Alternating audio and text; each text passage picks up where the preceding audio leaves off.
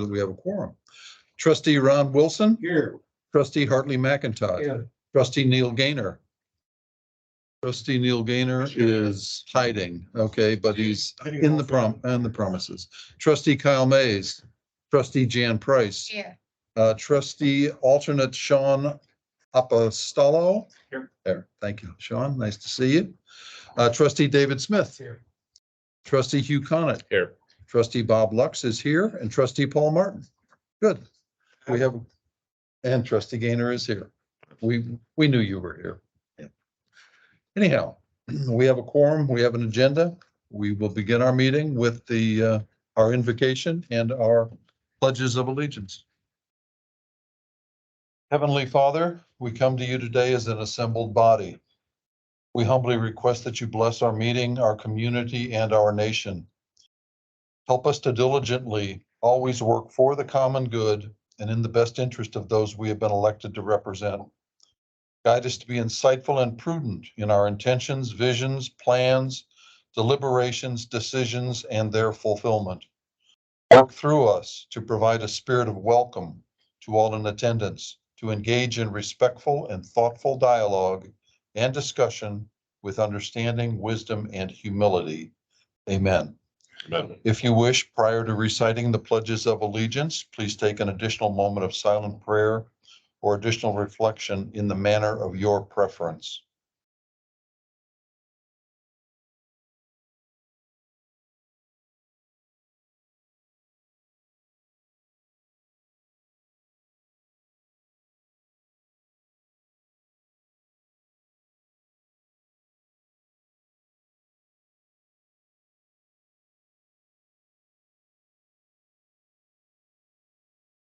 Thank you. Pledge of allegiance to the United States flag. Pledge allegiance to the flag of the United States of America and to the republic for which it stands, one nation, under God, indivisible, with liberty and justice for all. Pledge to the Texas flag. Honor the Texas flag. I pledge allegiance to the flag. One nation under God. One and indivisible. State, not state. Okay. Comments from the public this evening? Do we have any, Shelley? No comments from the public? Update on Region H, Mr. Bredehoff?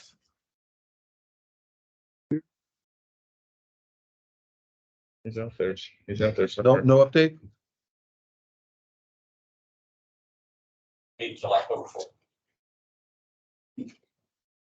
As it was a standing item, Arthur, we had a update on Region H. If you have no update, that's fine. We have no update as our next meeting is tentatively scheduled for October, maybe pushed to November. So I'll be back once we have the meeting Very good. and update everybody. Very So good. thank you. Thank you, Thanks, Arthur. Arthur. Okay, we'll now move to the consent agenda, which is pages 1 through 13 in our meeting packets. Vote to accept as presented.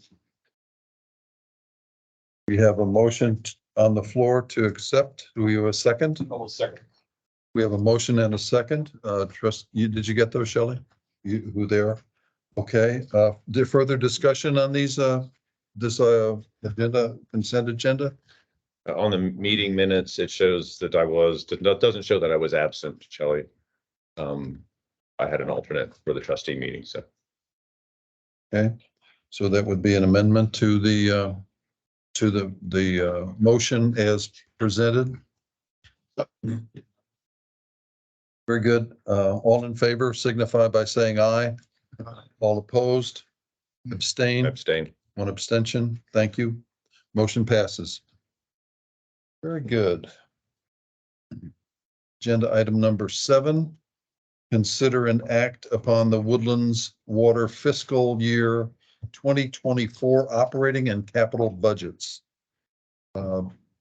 General Manager Peterson is going to handle this with assistance from Last month, Maureen. I presented the budget, draft budget. This month, we do need to adopt the budget. I did want to go over a couple items that have changed or were modified over the month. We did some refining of a few line items and some new information came in on some capital things that need to be done on some ditch work. So most of it didn't change, but I wanted to go over those changes. And all of them are in the tan area. So either, and if you recall, what occurred on the expense side passes through to the revenue side. So they're on both. It doesn't matter which one we go over. If you want, probably easier to go on the expense side. On the second page, the tan area. So in the water distribution and maintenance, there was a slight increase due to some of the fire hydrant repair work that we're going to be doing, some of the bacteriological sampling costs, and then also the chlorine sampling that we do. Just the cost of those have gone up a little bit. So there's an adjustment there. In last year's budget, there was a fair amount of money that was identified for the sanitary sewer rehabilitation project that we reported was bid about 2 months ago. We thought that there was going to be some monies utilized as the start of that project we thought was going to start last month. It hasn't.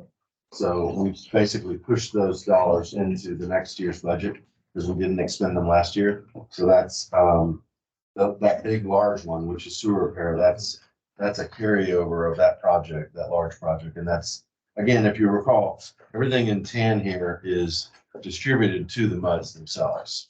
What money? There's several. There's several. Yes. I don't remember the splits, but do you recall which is the larger of the MUDs for the sanitary sewer rehab?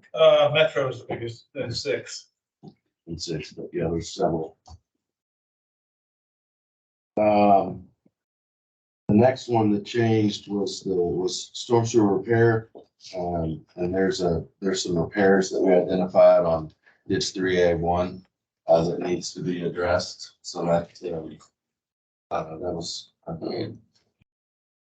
little bit of money there. And then the next bigger one was we originally had on the large ditch repair on FF1, which is really associated with MUD 16 and 7. We had about $500,000 in the budget, and the engineer has been looking at that over the last few months and has come back to us with a updated cost estimate of $750,000. So that had to change in that budget. So those were the main items. The only other off project, I will say, or items that's not making the project is related to, on that second page, insured plan 6500 is the GL account code. We've been looking at, so our insurance plan doesn't renew until January. So the numbers for that, the estimated costs for premiums and whatnot are not in yet. And so we have to estimate that. Also, we look at the last few years of claims. Obviously, that could be a volatile line item because we don't know what claims there will or won't be, depending on what happens each year. So what we did was basically pump that in. This year's expense was around 500,000, and we added about 10% to bring that estimated budget item at 550. So that was another change from last week. Other than that, everything else is virtually the same thing as we reported last month. The finance committee met yesterday, had a very lengthy meeting, and the finance committee has recommended that the budget be approved as submitted. Care to add anything more to that, Chairman Wilson? That's your Okay. motion. That's our motion. Could I ask one more question? Yes, sir. You Well, mentioned briefly last the end week of about discussion. $100,000 for building repairs. Is that in this budget? Yes. This, and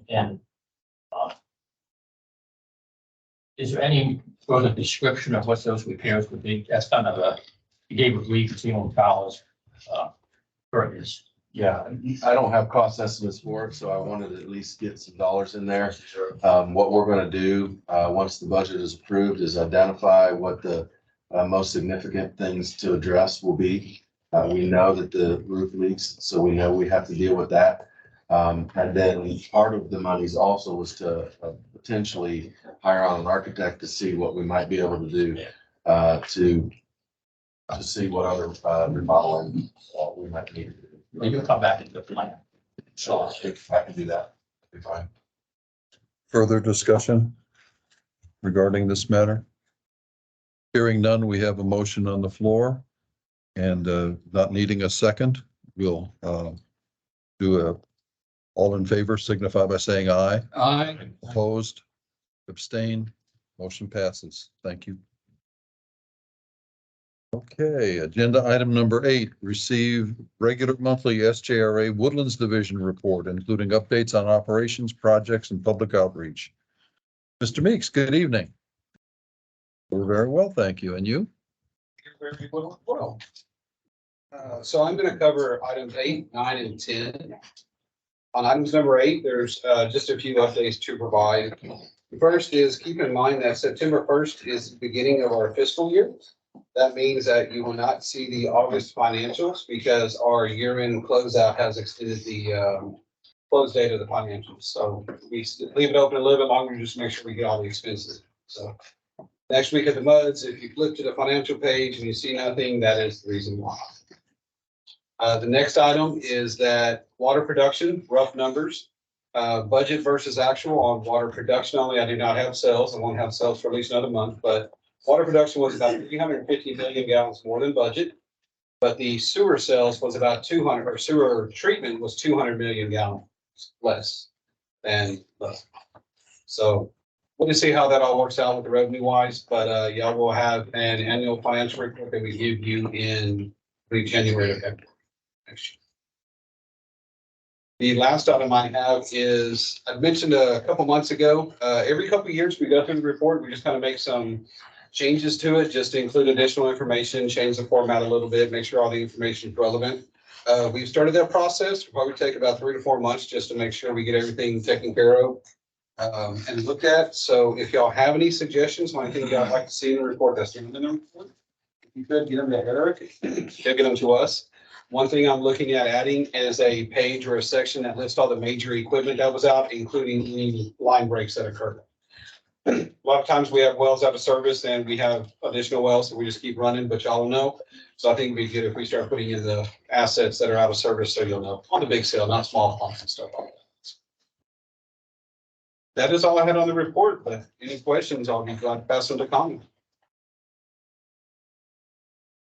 Questions? Yes, sir. This was the 2 line breaks in July. Yes, sir. 12 inch main. The reason for those breaks. The Rush Haven one, the one that's on July 2nd, I do not know. This happens quite often. In that area, there's actually a few different lines. There's some that are ours and some that are Woodlands Waters or the MUDs. And so in this case, we thought it was going to be Woodlands Water. And so Eric and Randy and his team went out there and investigated. They fixed it. So I'm not sure if there was a report. In that case, usually y'all fix it and then just send us a bill, we pay. On the one that is on the one below that, that was actually off of 242. That one was actually, when it was installed, there was no fittings. It was bent to make fit to the curve that was needed. And so instead of actually going in and putting basically a 22.5 or so, they just bent it to make it fit to the actual. Stress the pipe. It's stressed pipe. And so we pulled it out. We replaced the entire joint as well as we checked one upstream of it, if you will. And that one was fine. Straight over there. How did you find the leaks? No, pretty much all leaks are called in by residents or Woodlands Water will get the call or they'll see it as their drop. Very few of them. One out. Yeah, so. 2.7 million gallons. Well, so here's the thing with this one here. This is one of those cases that we went out there, we saw the leak, we saw the valves, we shut the valves off and we said, okay, within 2 hours it was isolated. Problem was when we isolated this one, we shut off a pretty big subdivision in that area. So people on Facebook were complaining, y'all's office got complaints. So we went back out there, opened up the valves again to make sure everybody had water. Then spent additional time with Woodlands water staff trying to find the valves to isolate the leak without isolating the subdivision. So in order to do that at 9, 10, 12 o'clock at night, took a little bit longer than a day. Is that still water? I'm sorry. The neighborhood? I'm not sure the subdivision. Northway. It's on Northway and 242. It's in 27th. Little bit of the orange part on 242 by itself on the east side of, or Okay. You said 47? just west of 67's that yellow. Yeah, right there. Northway's right in there. Okay. Never mind. So Chris, the 2.7 million gallons, how would you characterize that as when a 12-inch breaks? I mean, is that a ton, like an order of magnitude more than you want it to be? Or how would you characterize it as? Yeah, I'd probably say 3 times more than we would expect. And that's just because trying to find the valves and isolate the valves. So is that like a 6 hours, 12 hours of flow through a 12-inch? Or I'm trying to get oriented, like when we're talking about breaks, like how That much was are about they? 5 to 6 hours, because at 7 o'clock it started, we isolated for about 30 minutes to an hour or so. And it was isolated around 1 o'clock that morning. So Okay. 5 to 6 Okay. hours. Okay. So. And unfortunately, depending on where the valves are, depending where the break happens, we may not be able to isolate it to maximize or to minimize rather the outage to the home. So when they isolated the line, they had to go back to realize that maybe there's another way that we can isolate this to minimize Yeah. what we had just done. And we were able to do that to a certain degree to make it so that the outage was minimal. And if we find an area where we can't reconfigure it to keep everybody in water, unfortunately, we'll generally shut them off, but then we'll go and put a valve in. So that way, next time if it does happen, we don't have to shut them off. It also dictates how fast we need to fix it at that point. If they're able to isolate with no outages, then we don't have to do it at 3 a.m. necessarily. Agreed, because in this case, we isolated the water, nobody was out of service, so we actually saved it for Monday, because if we fix it overnight and weekends, contractor charges a higher rate, so we saved it for Monday. Can't always do that, but that's what we're trying to do. Thank you, sir. On the next item, Spring Creek, there is no update. The item after that, on the wastewater strategic plan, the next all-mud meeting is October 4th in the evening at the, I'm sorry, what did I say? October 24th in the evening. Next month's packets will have a flyer in there, 1 page of reminding everybody. You know, time. I believe it's 6 to 8 at night. Is the location been set? At our office in the Woodlands. The usual place. That is all I have. Very good. Thank you, sir. Okay, we're to agenda item number 11. Consider an act on additional research by San Jacinto River Authority for AC water lines. Mr. Shackelford? Got a couple of things that kind of relate to that agenda item. So the first thing, I do need to offer you a correction statement. I misspoke at the last trustee meeting as to the type of pipe material on the water line break that was on Lake Robbins in July. I think it was September of 21. I said it was AC, it was PVC. So I would like to make that correction. Another item that you're hearing about, and it's related just to overall water use. I think you all are seeing it. We're hearing about it. There's a lot of chatter on Nextdoor recently about water and the price of water bills these days. We know about it. We've had one individual call our customer line to talk about when you're going to reduce rates, when you're going to do something. I see you have a pretty sizable balance in one of your accounts. And so that account has been building, no question about it. Especially in the GRP, when we received the cash from the 2 entities that had not been paying for 2.5 years. How much was that? About 12.5 million. So that plus the water sales because of the drought, the account has quite a bit of money in it and all the reserves are funded. What I'm telling you tonight is we know about it. We are looking at what our options are on whether to defease debt that's general, that it impacts everybody. If we reduce rates, how long can we sustain a reduced rate before we have to increase it again? If you rebate to the customer entity that collects the retail rates, are they going to rebate back to their customers and all the specifics to that? So there are a number of scenarios that we've got to run to figure out what's best for us, what's best for the customer, what's best for all individuals involved.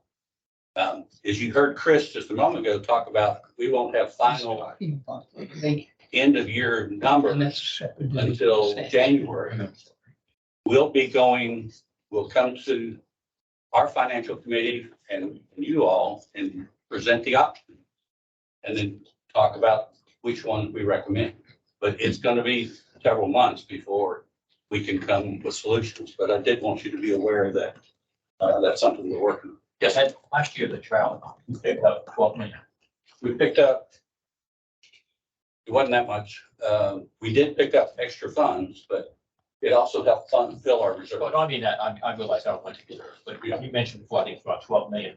What do you think? This is a longer drought, That wasn't because of the drought. 20 million? Well, we got 12 and a half late last year because the two entities paid up.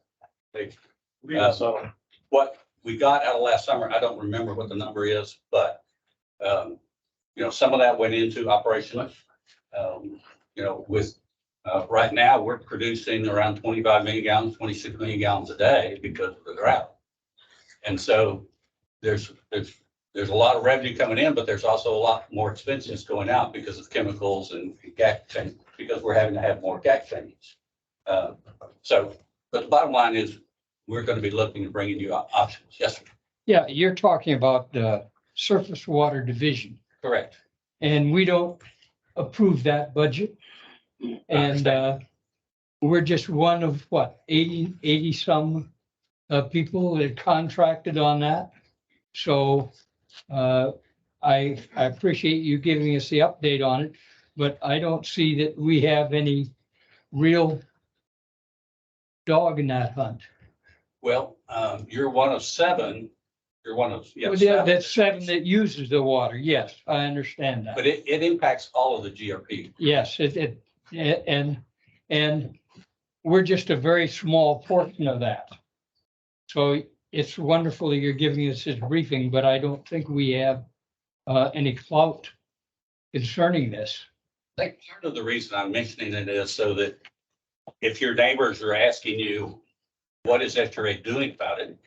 You could say that. Yeah, well, They're we aware. appreciate that, but we can't say we approved the budget on that, or we approved this or that. We do approve the water and sewer rates Correct. from the wells, but we don't approve the water and sewer rate from the surface water division.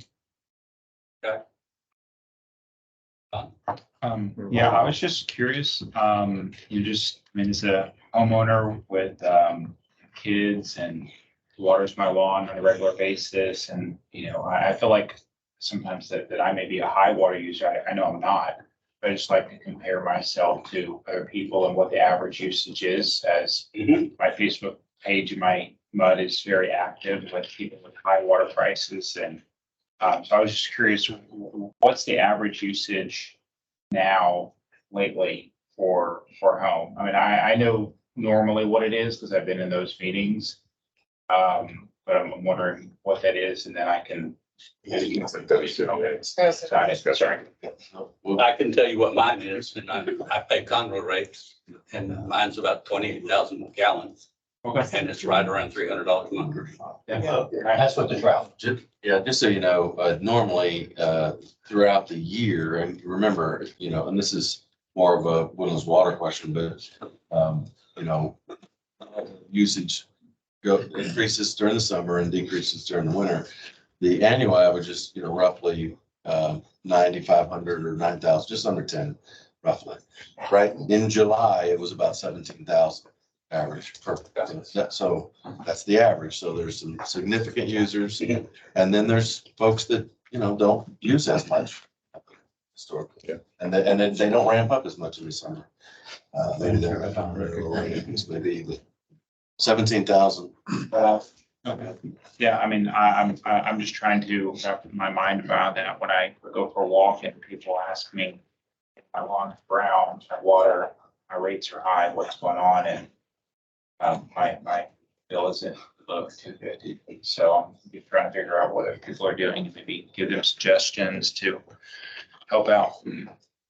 Something to keep in mind, we got a report, kind of National Weather Service type information that said we had over 55 days of 105 plus temperatures, and It's a scorcher. so weather has been a huge factor. Then the next bit of information I'm going to offer you is still related to number 11, but it kind of a little bit of a feel. There's been some reference to SRA maybe needing to put the AC water lines on hold until we have a permanent GM. So I wanted to give you a quick update on the GM status and then talk about a couple other things. So we've hired an executive search firm. That happened in late June. They published I'll say a GM resume or GM position. They received 165 plus applications. 2 out of the 165 qualified for the job description. Two. This executive search firm has also done other GM searches, and so they are working within the Texas water business to identify other people that might have an interest that didn't go through the public application route. So we're anticipating there could be 40, maybe 50 people in the water business in Texas that didn't want to go public with their potential interest. But the search firm is going through a list to visit with people to determine, are they truly interested? And then also identify a short list. And then they'll bring the short list of people in to visit with the board search committee. So what does that mean? It means that we might have all the interviews and second interviews and final interviews conducted by the end of October, early November. Get an offer made. If somebody's in the private sector, for those of you who have been in the private sector, who leaves their job before December 31st? Nobody. So they might not even indicate to their employers that they're even leaving before then, because it might affect their end of the year numbers. If they're in public, they're going to need some sort of transition time. It could be 20 days, it could be 30 days. But, again, you're right into the middle of the holidays, and nobody's going to take a new job right in the middle of the holidays. So we're anticipating that whoever the new GM might be would not be in place before January 2nd of 2024. Reason that's pertinent is we know that several MUD directors have expressed interest that SRA put some things on hold until the new GM gets in place. And initially I didn't recognize, or didn't register with me why. Had a conversation with a director recently, and that director said, the guy that's coming in needs to own whatever project is going to move forward. They don't want, that person's not going to want to stand on the sidelines and say, that occurred before me, hands off. We're likely not going to hire somebody that would take that attitude, but we understand the process and the logic behind it. So that said, we're proposing to pause the AC water line pursuits at this time until such time the new GM can come in, look at the project. We can go through all the specifics with him or her, and decide what's the next step. This also gives us an opportunity to do some testing while while we're paused. Now, one of the things we've got to find out is, are all the MUDs interested in pursuing the testing? So we'll be going to the MUDs next week to at least get a straw poll, maybe not an official poll, but a straw poll to find out, is it an up or down, or is it's neutral, and the number of people that are, the MUDs that are interested. You know, just to refresh, we think it's about $3.5 million project, all told, and it could span 3 to 4 years. Now, that doesn't mean it needs to all be funded at once. It could be done in phases. And the next part of it is, if it is that's a program that you all want to see move forward, it's going to take us a little time to get a technical consultant on board. The earliest would be early to middle of first quarter of 2024. By the time we write a job request for qualifications, by the time we publish it, we deal with submittals and then do interviews, and then contractually, it could be late January, early February before they're officially under contract. So that would get us some time. That gets us into first quarter, and then it's going to take about a year to at least get some initial test results. For someone to go get samples, because we don't have an active construction project. Trying to remember what the phrase is, but you know, the opportunistic breaks that might occur, we could get samples there. But the others, we're going to have to go dig up the pipeline, cut out a joint of pipe, test it, and then put it back in service. So we've got, I'd say, probably 2 years by the time, if we start first quarter of 2024 and we get data, you know, it could be 2 years before we have data to come back to bring to you and say, here's what the initial phase of data shows us. We originally weren't planning to start the town center waterline project for first quarter of 2025. So it doesn't hurt us in the timing significantly to pause for 2 years. And so we did want to, you know, put this in front of y'all because there was a lot of conversation last month. We wanted to make certain you knew, we heard what you had to say, and that there's reason to investigate further. So this would also, the data would also allow us to update our asset management plan, look at likelihood of failure and consequence of failure based on the data that's the new data that's received. I think you all remember we're about 95% finished with the town center waterline plans. We would go ahead and finish those and put them on the shelves. We would also go ahead and acquire the easements. There are something like 40 easements that we would need to have for that project whenever it goes to construction. Because there are places where we are outside, we need to be outside the right of way to minimize the impact to the commissioners' roads and protect the right of ways. So the next question is, I would like, if you all don't mind, kind of a straw poll with you all, see whether you support or don't support the destructive and non-destructive testing program, if you all are willing to do that. Thoughts? I have a question. Sure. What if you identify that we want to sample 30 different pieces of pipe as an example?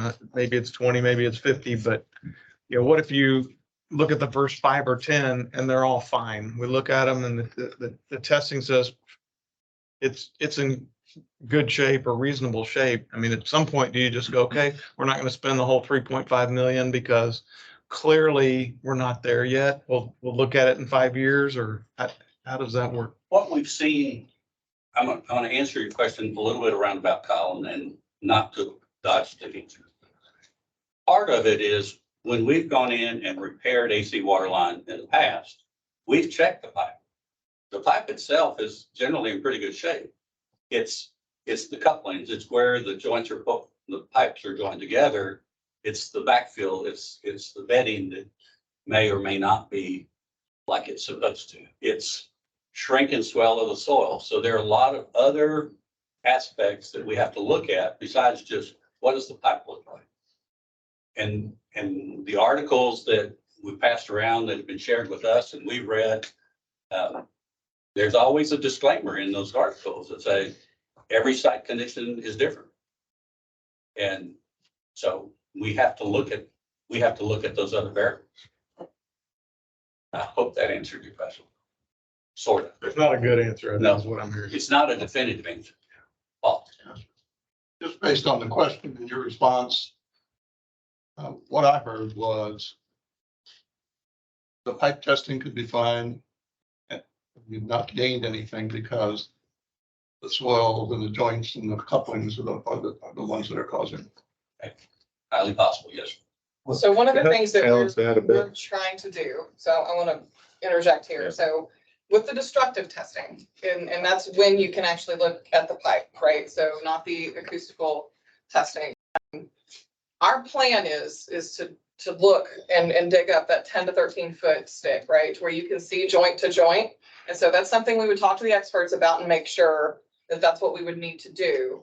But, you know, with some of the conversations we've had, you could see what's going on with some of the joints. Now, I will say that is one data point from that area, that 1 mile of pipe.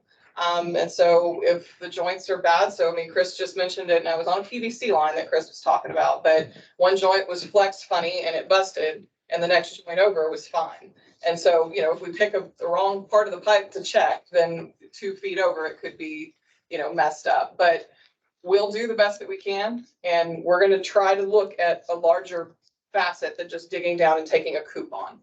And so we're going to take a stick of pipe so you can see joint to joint. That's the plan. Which I love. I think that makes a lot of sense, that you're gonna then get assessment of the bedding. You're gonna see how the joints are working and the pipe itself, right? So you get that triangulate a little bit. You're still extrapolating up and down the pipe from that point. I get that. Is there any thought to the Six Pines line? I know you're asking something different, but before you get into, do we support the testing? I think a lot of us like the idea of a condition-based program. Is it the one you laid out in front of us? I don't know. But, you know, Six Pines needs to be done because you've got to expand the pipe, right? Right. It's the right vintage. It's kind of isolated. It's small enough you can get your arms around it. And I asked, it's one of the questions that was in the PDF document. Have you thought about proposing that, yeah, we can put that project in, we can start that, and we can get data points off of that. I mean, the first data point we get is going to be one more than we have right now, right? And the second one will be 2 and whatever. So is there an idea that is a project that's well defined? We've got to do it anyway. It's this upright vintage pipe. And could you put something around that we get going on sooner rather than later? And then the testing program is on its own. I mean, that you're going to continue to do that. I think we'll shape that properly. Is there some thought around that? That's a $2.5–3 million project or something that you can get your arms around. We get some data back on the very lines you're trying to replace with the big town center line. It's very doable. Obviously, we'd have to pull it out of the current set. Yeah. And pay the engineer a little bit extra to set a different set of contract documents. That's minor in the grand scheme of things. The other thing that can be challenging, and I'll put this out there, is there are multiple different construction methods that are necessary. And so one of the things that's great about having it with the town center, the other section, is that there's an economy of scale.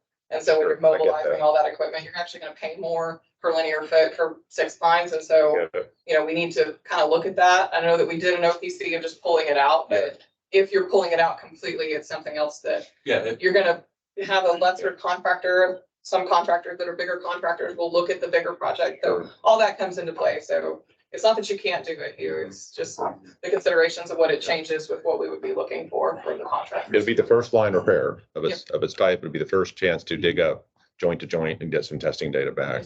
And it won't break the bank by any means. Just an option, I think, that's worth considering. I would forward the business case for that. You say success. And I'll say something else about the testing program. I realize the amount of information you have right now is very limited, right? So if you look at whether it's 4.3 or it's something else, right? if you look at, there's a dissertation thesis from University of Arkansas, and it's 109 pages. It's very, very detailed. And you go back and talk about taking this into a section out. What they did is they took 6 foot and they cut it into 3 parts, 4 foot, 1 foot, 1 foot, different type of testing. So I think that's reasonable. The question is whether you do a mile in the Metapistol study and the study out in Mesa, California. They did one coupon for 13 miles. Right. So, it's sort of unknown. And I think more work putting together a case for it is needed. And conceptually, I think it's necessary to do that. And I'm obviously supportive. And I think the money is, we'll figure that out in the next step, once you get more detail. We're happy to look at it. We're not saying no. And there, on that particular project, there is some pipe bursting, there is some open cut, there's a little of everything, so multiple samples could be acquired. Back to your original question, speaking for myself, I support the idea of slowing the process down, finding the right testing process so that we have more data. So if it delays a year or 2 or 3, I think that seems reasonable under the circumstances. And it's not like we're having tons of breaks on that pipe, on a regular basis.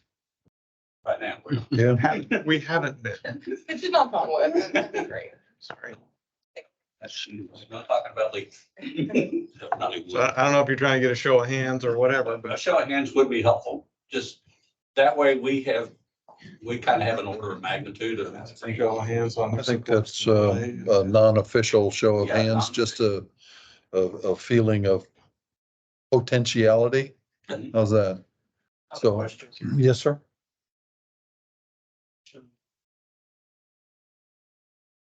Yes, sir. That's referring to hooking up fire hydrants or something. Yes, sir. Doing a tap. Yes, sir. And then running like 700 feet maximum, I believe was the limit, and running a sound wave through it and measuring the velocity that helps confirm the stiffness. That gives you an average circumferential Correct. velocity. It doesn't give you necessarily a localized. Nope, it's for that 700 feet. So if there's a whammy somewhere in between, it could skew you one way or the other. And so you just have that as an So average. this could be within a couple of feet. Right. If it's You don't know, right, Okay. right. Yes, sir. Yeah, I think this is something, I think overall it sounds positive.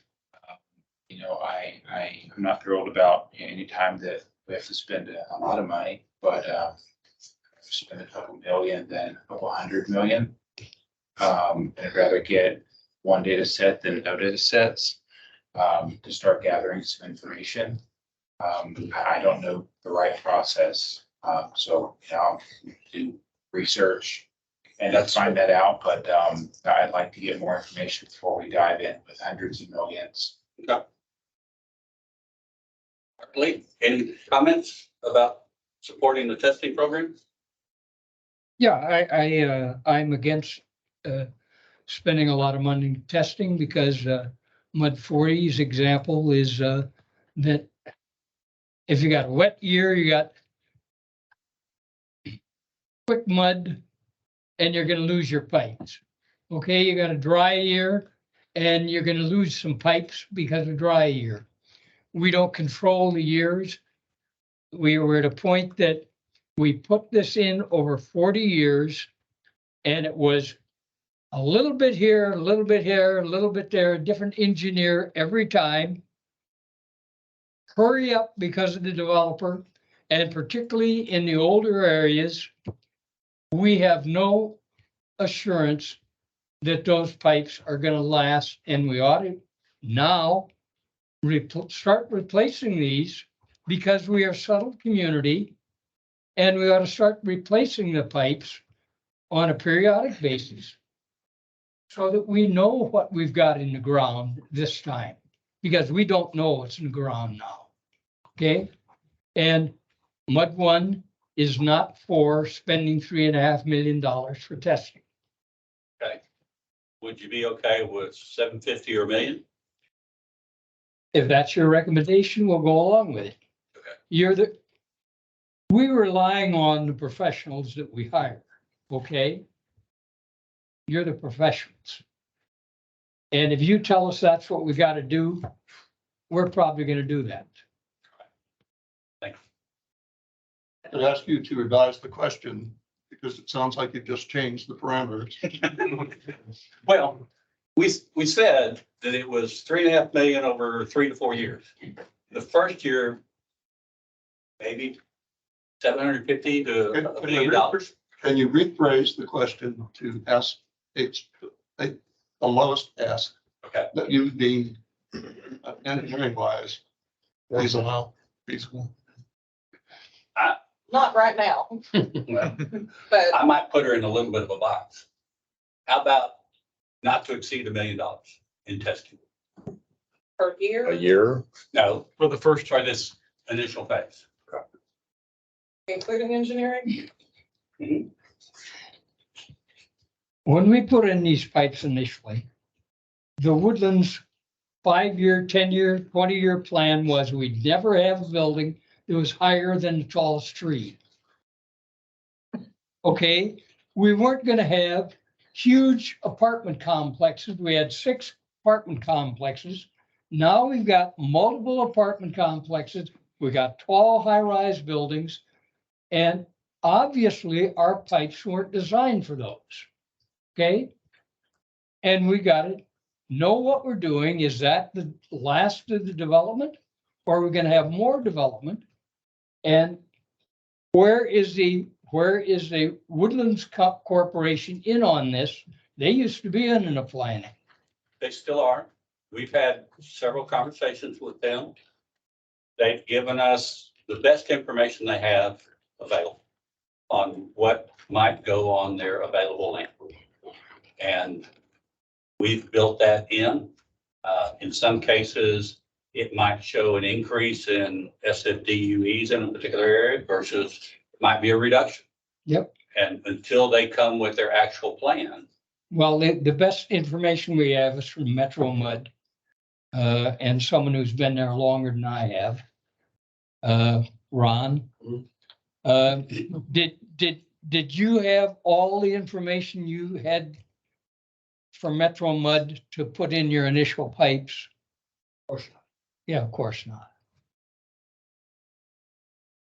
I would add something. I think there's a little danger in trying to come up with a number at this point to split it up into pieces. Because the consultant that they talked about needing is the one that really is going to give the recommendation on what needs to be done.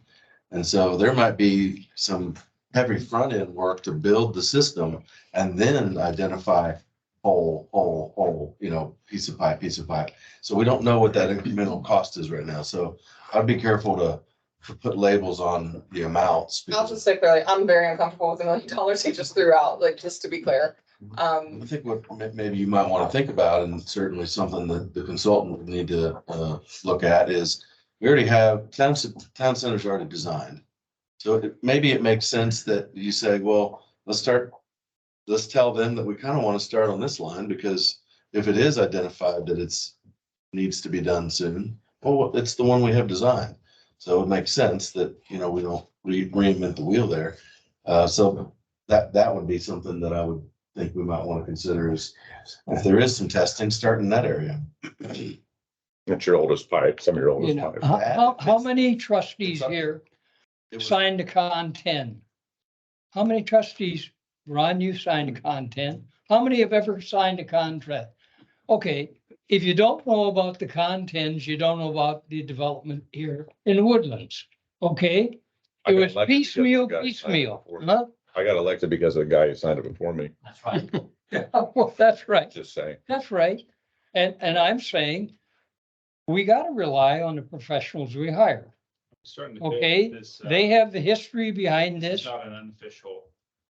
and we all got opinions, but we gotta tailor our opinions to the advice of the professionals. Get everybody's quick feelings and then we'll move along. Dan, please. Can you speak for your MUD? Well, that we need testing.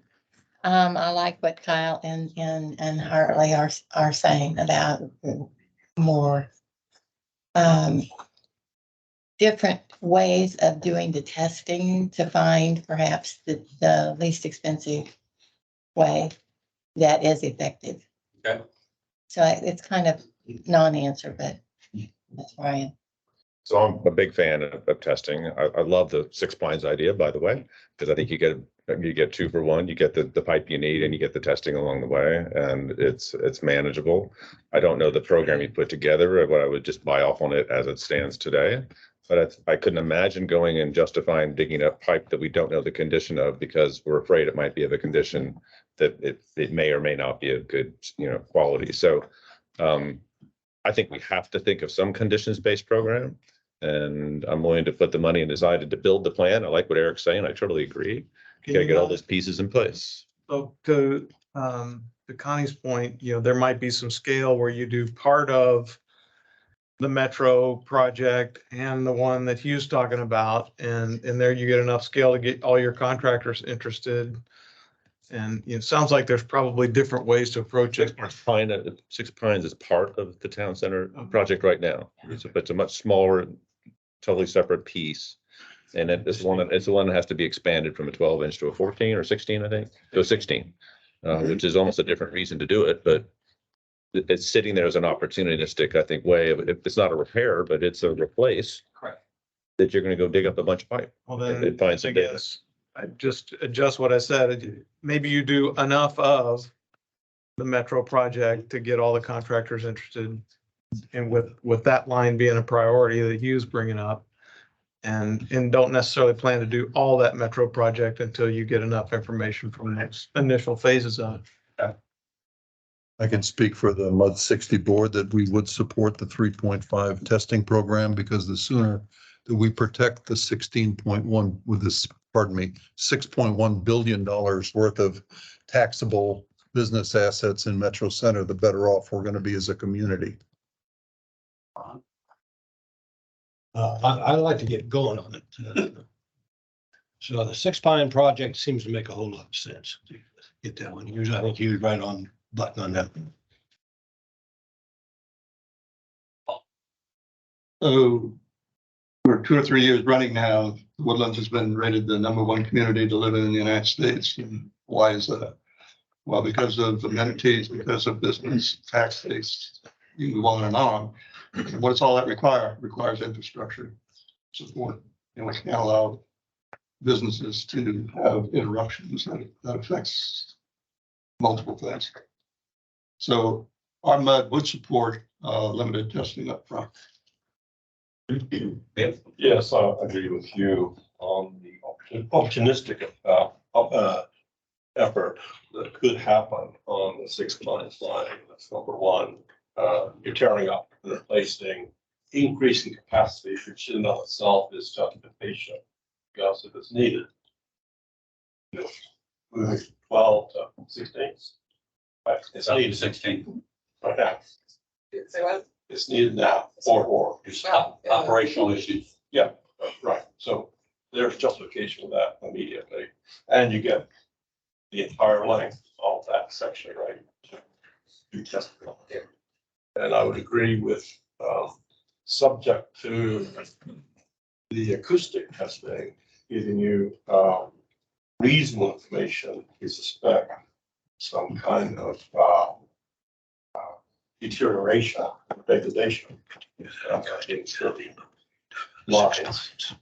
That they should be prioritized.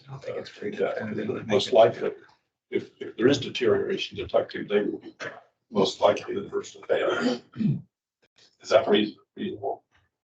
Yes, so there's a couple of different ways to come about doing destructive versus non-destructive testing. And so, once again, I think we would lean back on somebody that's an expert in the field to tell us their approach when they get off. Okay. Right.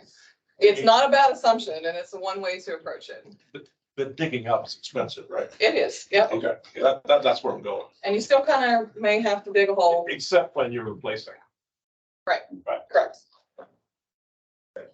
That's where my comment. To take a 10-foot section of pipe out. Here's 10 fill. 25 to 30. So if you look at, when you begin a program like that, you always kind of have a pilot, something to learn with.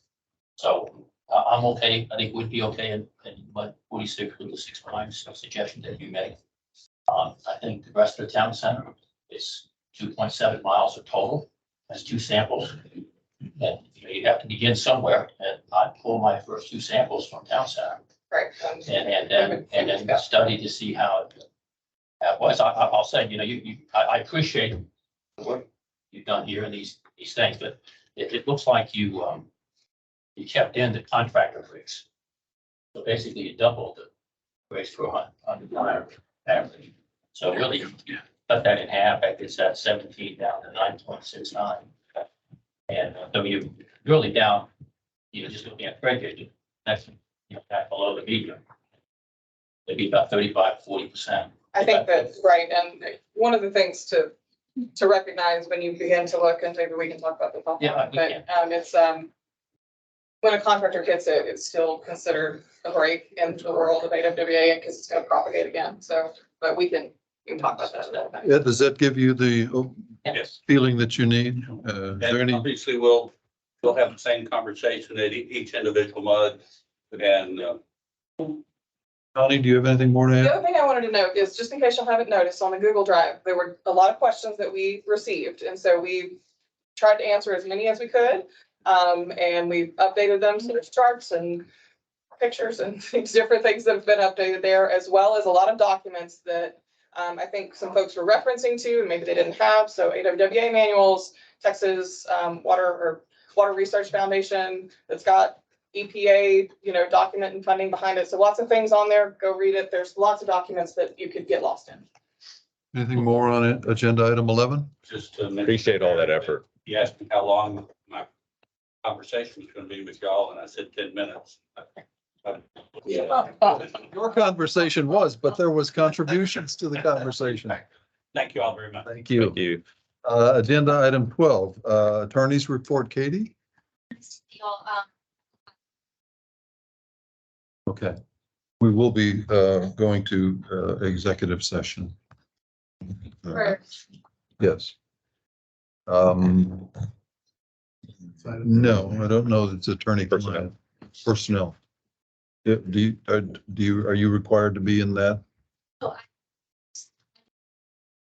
Oh, Closed session. okay, personnel. Okay.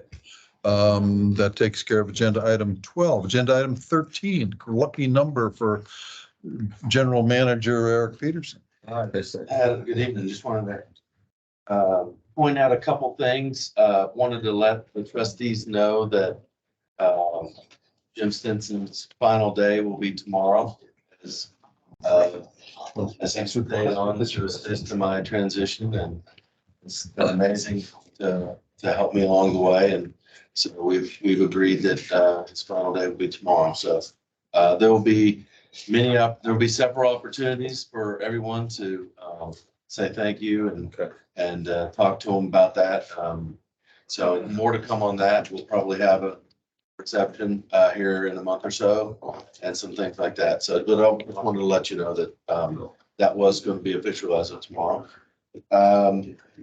Something we'll talk more about in the mud meetings, but wanted to make mention that the weekly e-blast, and John will talk more about how we came about this, but has been named or renamed to Woodlands Water Weekly. And so John will talk more about that in the mud meetings. I did want to point out some things in the news, things I've talked with other colleagues around the area municipalities. There's a significant amount of municipalities in this region that are on heavier drought contingency restrictions. And I'm happy to say that the Woodlands Water Agency and the Woodlands in general have not had to implement those additional restrictions, and nor do we expect that we'll need to. A large part of that is due to, all the long-term planning with the fact that half of our water is coming from surface water. If it weren't, we probably would for sure into heavier drought restrictions. So kudos to all the long-term planning over the years to get us to this point, but we're in good shape, as we speak. And it looks like rain's coming and cooler weather's coming, so hopefully we're in good shape there. Also wanted to point out just in the packet, there's a couple, thank yous, for, some of our staff on things that we're doing. We're getting a lot of those, and I really appreciate receiving those. And then also, there's a lot of things in the news about rates. Different municipalities are adjusting their rates, and so we'll hopefully be in that same boat as well. But that'll be at my level. But just wanted to point that out. But other than that, that's all I have to do. Very good. Thank you. Agenda item 14, receive staff or ad hoc updates, committee updates. The Personnel Committee met twice. We met on the 12th and the 13th, and we will be going to a closed session shortly to discuss recommendations that were made by the Personnel Committee. Finance and Audit Committee, Trustee Wilson. Just want to remind everybody, we have a everybody's got a September 30th year in, so that's coming up. And new directors, you may not be used to having to sign the audit letter, but there's just a letter comes out that says you're going to sign it and return it to, please. As you know from the earlier conversation, the Audit Committee did meet yesterday, and they made the recommendation to accept the budget as submitted. Public Education, Trustee Gaynor. Yes, the Public Education Committee met today. We discussed the infrastructure communications partnership between Woodlands Water and the Muds, SDRA, and the newly contracted consultant Holloway. Key take home was that our general manager Peterson will be part of the communications planning with SDRA and Holloway. And so Eric will be the point of contact in that process, ensuring that the information flow is consistent internally to SDRA and externally to us. So more details to come. Holloway is on board. There's more work to be done between their SDRA staff at Holloway to start flanging up some of the timelines and deliverables. That's my message. Very good. Thank you. That takes care of agenda item 14. Agenda item 15, we are going to recess to closed session for discussion of a personnel matter. And if we could have non-trustees vacant from the room, attorney is TV.